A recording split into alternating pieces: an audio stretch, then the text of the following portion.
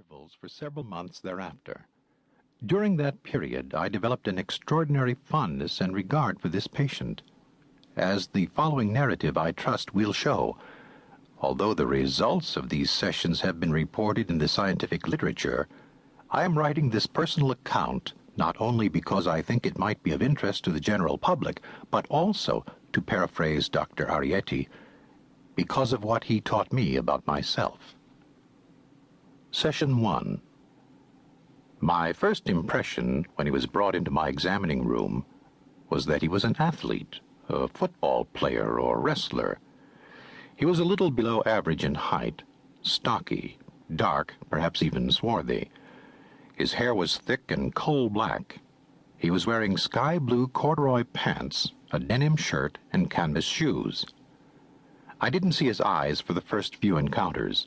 Despite the relatively soft lighting, he always wore dark glasses. I asked him to be seated. Without a word, he proceeded to the black vinyl chair and sat down.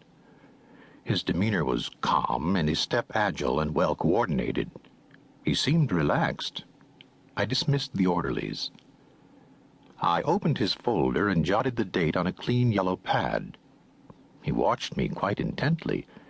Evincing a hint of a smile, I asked him whether he was comfortable or needed anything. To my surprise, he requested an apple. His voice was soft but clear, with no detectable regional or foreign accent. I buzzed our head nurse, Betty McAllister, and asked her to see if there were any available in the hospital kitchens. While we waited, I reviewed his medical record.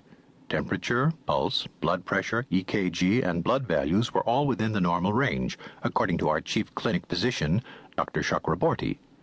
No dental problems. Neurological exam, muscle strength, coordination, reflexes, tone, normal. Left-right discrimination, normal. No problem with visual acuity, hearing, sensing hot or cold or a light touch, handling platonic solids, describing pictures, copying figures. No difficulty in solving complex problems and puzzles. The patient was quick-witted, observant, and logical.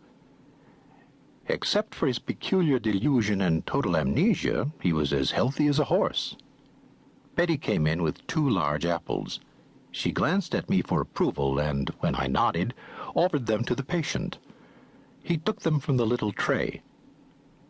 "Red delicious," he said. "My favorite." After offering us a taste, which we declined, he took a large, noisy bite. I dismissed my assistant and watched as Prot devoured the fruit. I had never seen anyone enjoy anything more. He ate every bit of both apples, including the seeds. When he had finished, he said, "Thanks and thanks," and waited for me to begin, his hands on his knees like a little boy's. Although psychiatric interviews are not normally recorded, we do so routinely at MPI for research and teaching purposes.